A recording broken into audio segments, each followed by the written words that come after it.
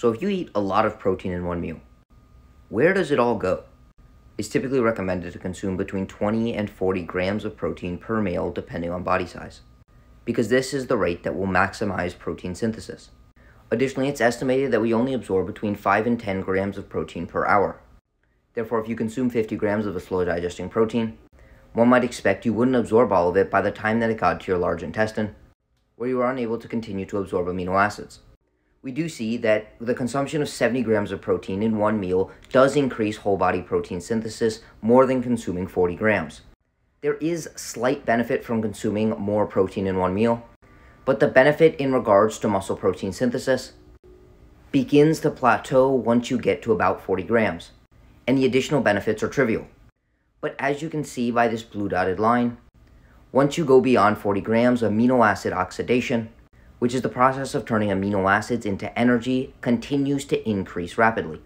So when you consume a high amount of protein in one meal, it may not have much benefits on muscle growth, but it may act as an alternative energy source. However, this does mean that the fat that you consume in that meal will preferentially be stored as body fat rather than being utilized for energy.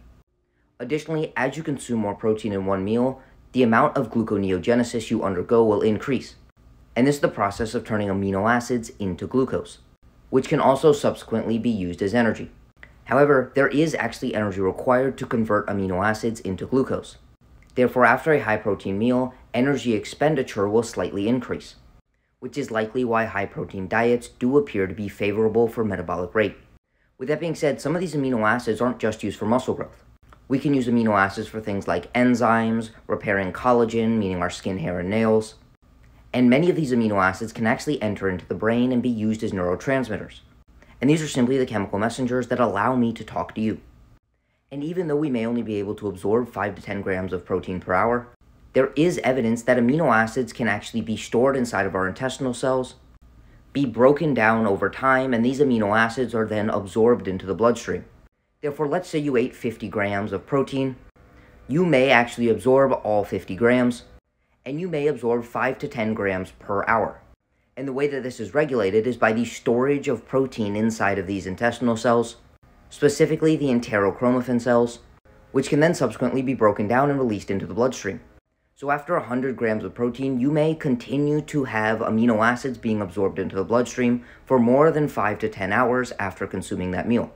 The last thing to mention is that even when amino acids are unabsorbed and they make it to the large intestine, these amino acids can be used to synthesize other neurotransmitters and molecules inside of the large intestine, specifically things like serotonin, which are extremely helpful for proper bowel function.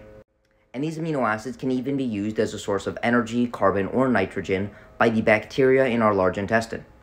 Therefore, just because protein synthesis is maximized by 20 to 30 grams in one meal, doesn't mean that you will simply excrete the rest of it into the porcelain throne. Because as you may be able to tell, amino acids have an extremely diverse array of functions.